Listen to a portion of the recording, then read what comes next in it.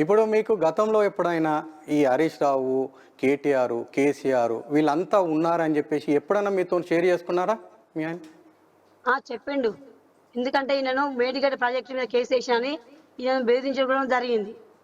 అంటే ఈయన ఉంటా అంటే ఇంకెన్ని విషయాలలో ఈయన మాకు వ్యతిరేకంగా ఉంటాడు, ఈయనను లేపేయాలని ఒక ప్లాన్ ప్రకారమే ఈయన మా ఆయనను చంపేసిండు.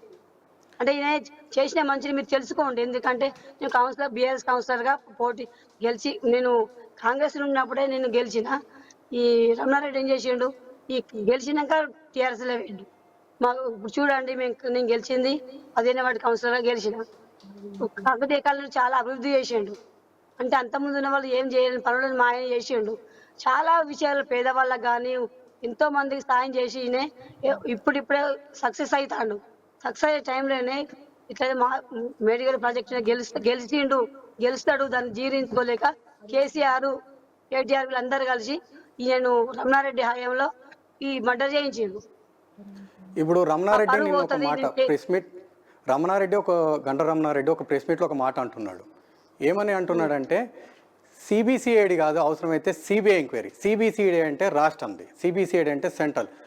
అంటే వీళ్ళు ఎక్కడైనా కాంగ్రెస్ ప్రభుత్వం నా మీద కంప్లైంట్ చేసి ఏదైనా ఇరికిద్దామని చెప్పేసి అనుకుంటే సెంట్రల్లో అన్ని ఎంక్వైరీ జరుగుతుంది అంటున్నారు.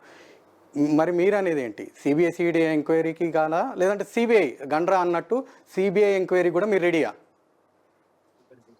మేము ఏ ఎంక్వైరీ చేసినా మేము రెడీగా ఉంటా. ఆయన చేసిన పనులు ఏమున్నది, మా ఆయన చేసిన పోరాటం ఏమండి, అన్ని రుజుతో సహా ఉన్నది. ఏడికంటే నేను ఆడికి రావడం సిద్ధంగా ఉన్నా.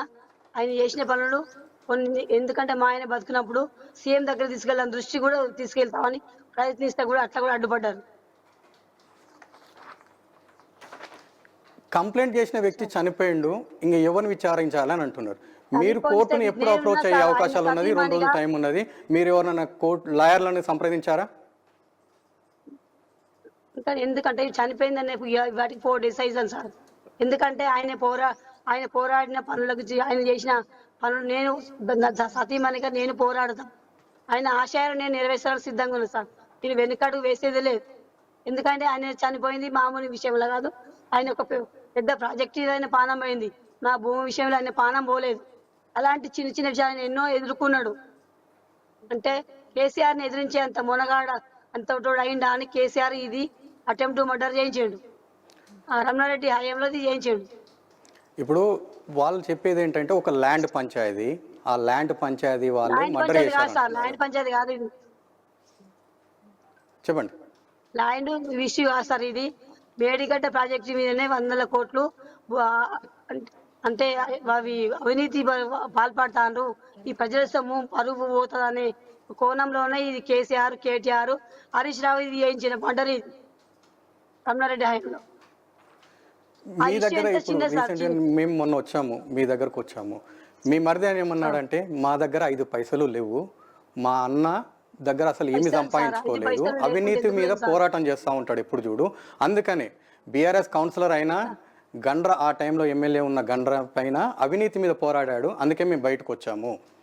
అది ఒకటి అక్కస్సుతోనే ఈ మర్డర్ జరిగింది. ఈ మర్డర్ వెనకాల చాలా పెద్ద స్కెచ్ ఉంది అని అంటారు. అవును సార్, మేము మా ఆయన ఇంతో అంతో ఆయన బతుకుదల కోసం ఆయన బతికిండు.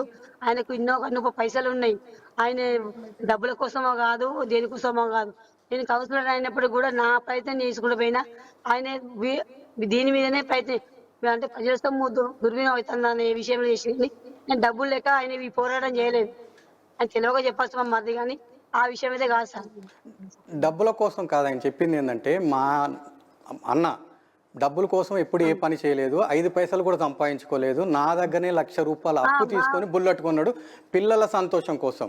అంటే మా అన్న అంత నిజాయితీ పరుడు అంటాడు. అదే లేదు సార్, మేము పైసలు అంటే మా కుటుంబం దాని గురించి మా మరదే ఇచ్చిండు పైసలు, నిజమే, అది వాస్తవం. ఆయన కొనుక్కున్న బండి మా మరదే ఇచ్చిండు. కాకపోతే ఆయన పోరాడింది ప్రజల కోసమే పోరాడిండు. ఆయన ₹1 సంపాదించలేదు. ఆయన ఎవరి కోసం పోరాడిండు?